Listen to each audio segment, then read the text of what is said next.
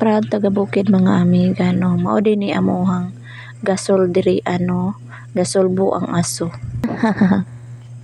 Mao ni amo ang kahoy diri pangsugnod kada adlaw para sa konsumo nga among makaon. Kung unsa man atong kinabuhi mga amiga no, dili jud nato na ikaulo, i-proud nato na kay diha man tagikan sa ato ang kapobrehon. Kung maningkamot ta makaabot jud nato na puhon-puhon ang atong pangandoy madato basta naala jud tay paningkamot o pagsalig sa kahitasan. So dagan-dagan jud ni ang akong gipangbuga mga amiga no, kay para lagi ni maabtan og isa ka semana ni akong pangsugnod diri sa amo ang pang adlaw-adlaw nga lutoon no. Maskin usahay galisod sa bugas, usahay ginagmay o usahay mangutang pagani para makakaon kay wala lagi kapalit kay tungod sa kalisod. Ang makarelate ra jud ni sa inaani nga trabahoon kana jung nagpuyo og bukid. Swerte na kayo ng uban na mga ipanganak og anunahan kay wala jud din taon sila nakatilaw or nakatry ng ani nga mga trabahoon. So dapat ampingan jud na ninyo. Usahay nangandoy pug ko nga usa ko kaadunahan para ma-feel po nako na or ma-experience unsa kanindot nga magpuyo nga adunahan.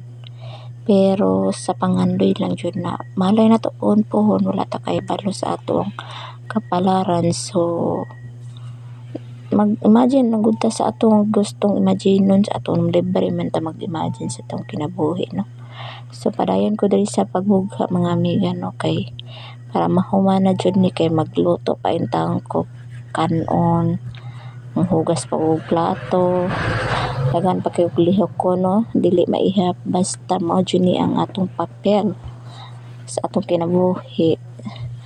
So napaday kahoy dito sa unahan ako na lang gikuha no, kay para madali na ni kahuman ang akong mga binugha diri para masulod na ni sa payag para dili maulanan kay basin maulan na pud mabasa di na pud musiga no. Kay lisod baya ang kahoy ug mabasa kay di na gyud musiga. Paugho na pud nimo ibulad na pud nimo karon sa pa jud nimo magamit.